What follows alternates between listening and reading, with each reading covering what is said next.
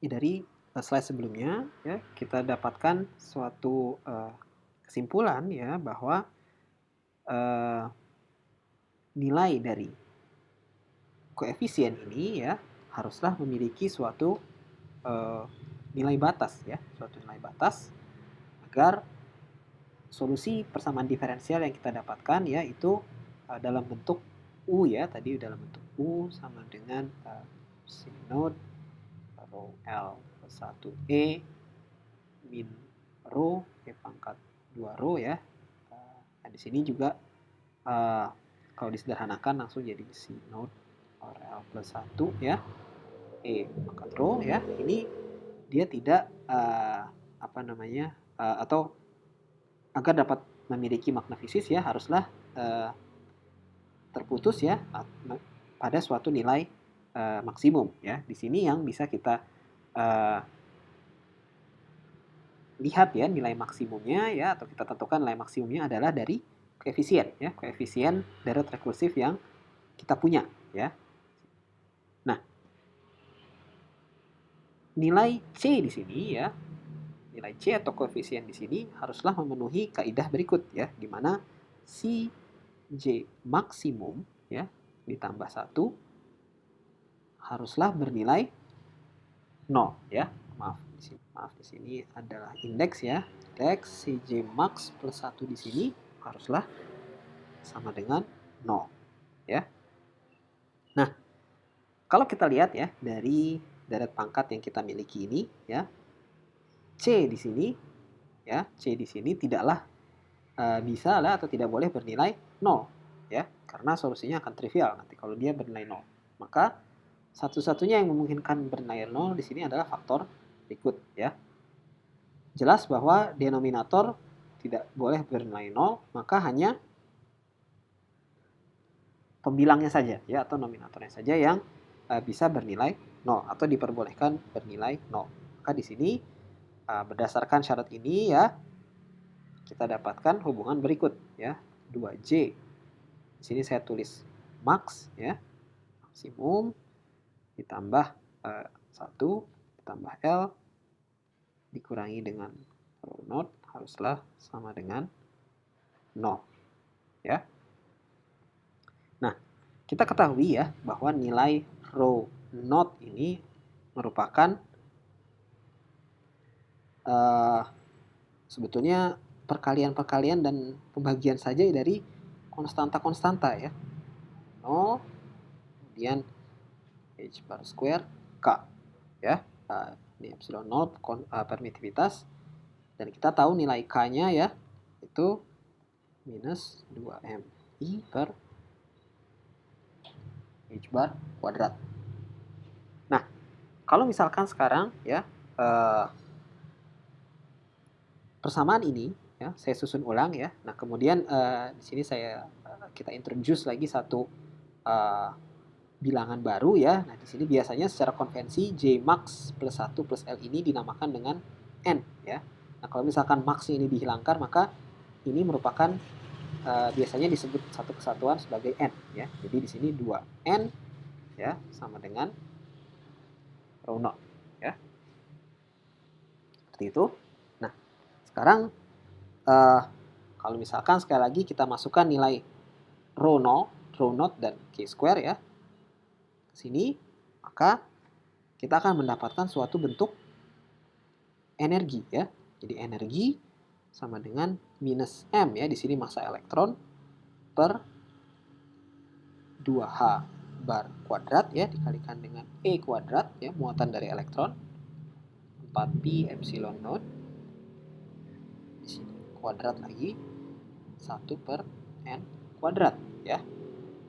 Kita punya nilai berikut ya. Nah, persamaan terakhir ini merupakan persamaan yang sangat penting ya, karena di sini nilai energi yang kita dapatkan di sini merupakan energi yang memang secara fisis dan di dunia nyata itu terukur untuk sistem atau atom hidrogen ya. Jadi ini merupakan salah satu bukti ya bahwa formulasi mekanika kuantum itu memang secara akurat bisa memprediksi nilai-nilai energi, ya, tingkat-tingkat energi dari hidrogen. Ya, saya mungkin tidak akan membahas panjang di sini. Silahkan melihat ke buku ya. Jadi di acuan kita di buku Griffith misalkan, nah N di sini ya, ini nilainya dari 1, 2, 3 dan seterusnya. Silahkan dimasukkan ke sini ya. Maka akan kita dapatkan ya, kalau kita masukkan nilai M, H bar square, muatan elektron, pi, epsilon 0, dan N, maka bentuknya minus, kita memiliki bentuk seperti ini, minus 13,6 N kuadrat ya. Ini saya pikir kita cukup familiar ya, mungkin dari pengantar fisika modern misalkan kita mengetahui ini merupakan tingkat energi dari hidrogen ya. Dengan memasukkan nilai-nilai N, maka kita tahu suatu spektrum ya, spektrum hidrogen yang terkenal ya, yang di tahun 1920 atau 1930 itu bisa diukur ya, kalau saya tidak salah ya. Seperti itu. Ya, sampai slide sebelumnya ya, kita sudah melakukan beberapa langkah-langkah matematis ya untuk mendapatkan esensinya adalah kita ingin mendapatkan ini ya, fungsi gelombang atau komponen fungsi gelombang radial dari solusi lengkap persamaan Schrödinger bebas waktu untuk atom hidrogen ya. Sekedar mereview ya, ingat bahwa yang mau kita cari adalah psi ya, psi kecil ya, R, theta, dan V, di mana psi di sini merupakan fungsi gelombang dari atom hidrogen ya, yang kemudian kita pecah menjadi bentuk berikut, radial dan spherical harmonics ya. Saya tuliskan langsung di sini, YLM, theta, dan V ya. Nah, kita bisa lihat bahwa dari slide sebelumnya ya, dari pembahasan sebelumnya, R di sini merupakan fungsi dari dua bilangan kuantum ya, N dan L ya. Maka kalau saya tulis ulang di sini, psi di sini bergantung kepada tiga bilangan kuantum N sampai sejauh ini ya, yaitu N, L, dan M ya, sebagai fungsi R, theta, dan V, di mana komponen radial bergantung kepada N dan L ya. Sementara komponen sudutnya yang mengandung sudut saja atau kita sebut spherical harmonics merupakan suatu fungsi yang bergantung terhadap L dan M ya.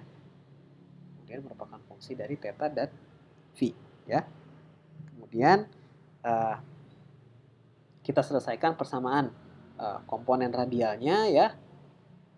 Maka kita dapatkan R and L ya sebagai fungsi dari R ya sama dengan 1 per R ya, rho dikali R, L plus pangkat L plus 1 dikalikan dengan E pangkat min rho dikalikan dengan nu ya sebagai fungsi dari rho. Dan ingat di mana faktor R di sini muncul karena ingat di persamaan atau pada penyederhanaan ya, komponen radial kita mengasumsikan bentuk berikut ya, U sebagai R dikalikan dengan R ya, R kapital dikalikan dengan R radius. Maka R di sini ya, R di sini itu dibagi dengan kita dapatkan nilai U-nya, kemudian kita bagi dengan R, maka kita dapatkan R kapital. Maka di sini ada komponen 1 per R ya.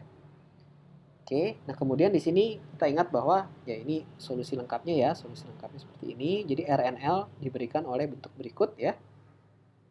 Supaya aja ya. Nah, ini ya. Bentuknya. Oke. Oke, ini bentuk dari komponen radial ya. Komponen radial dari persamaan Schrödinger bebas waktu untuk atom hidrogen. Nah, kita ingat nu di sini ya. Nu di sini merupakan suatu polinomial ya, suatu polinomial dengan derajat ya, atau derajat polinomial yang memiliki derajat sebesar J max ya, suatu nilai maksimum tertentu ya, N dikurangi L dikurangi 1 ya, untuk nilai rho tertentu seperti itu ya.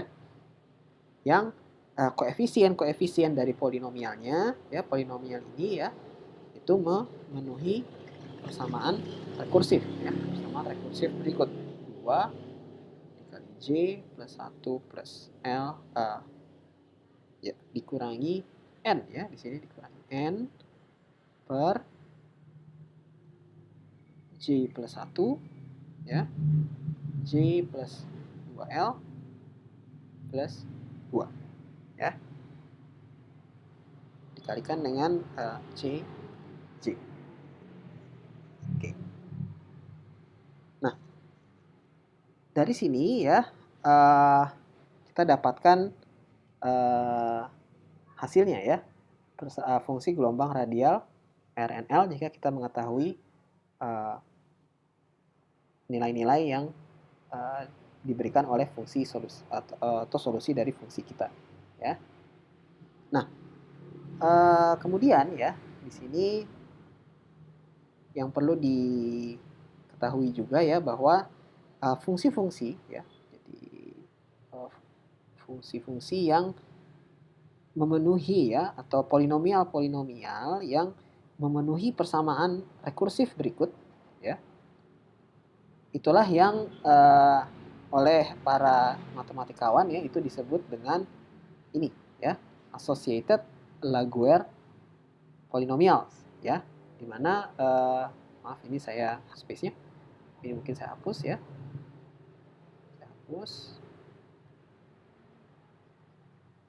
Oke, di mana?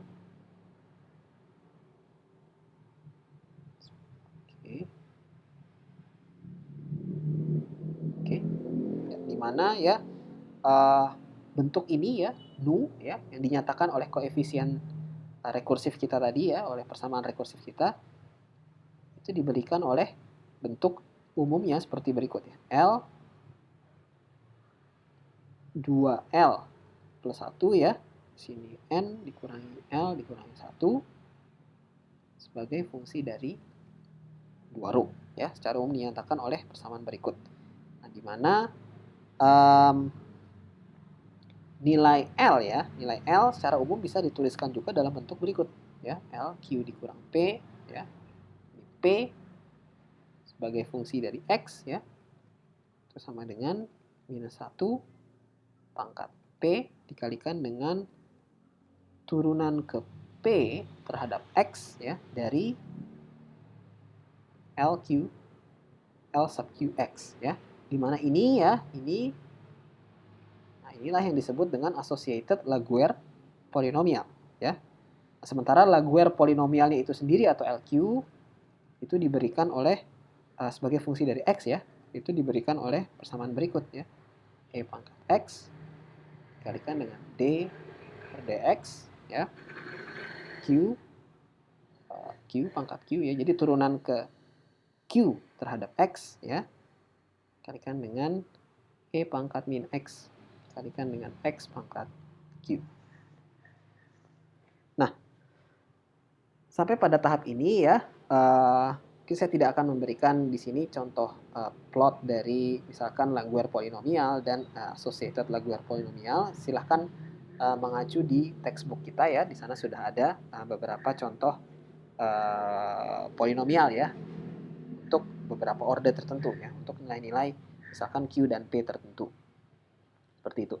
Namun yang perlu mungkin kita lihat plotnya nanti di sini adalah ini ya, bentuk dari fungsi atau komponen radial itu sendiri ya.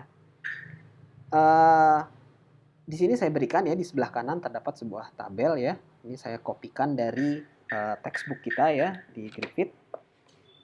Kita lihat ini merupakan beberapa contoh solusi fungsi gelombang radial ya, atau di sini RNL untuk beberapa nilai N dan L tertentu ya. N bilangan kuantum utama dan L bilangan kuantum orbital ya.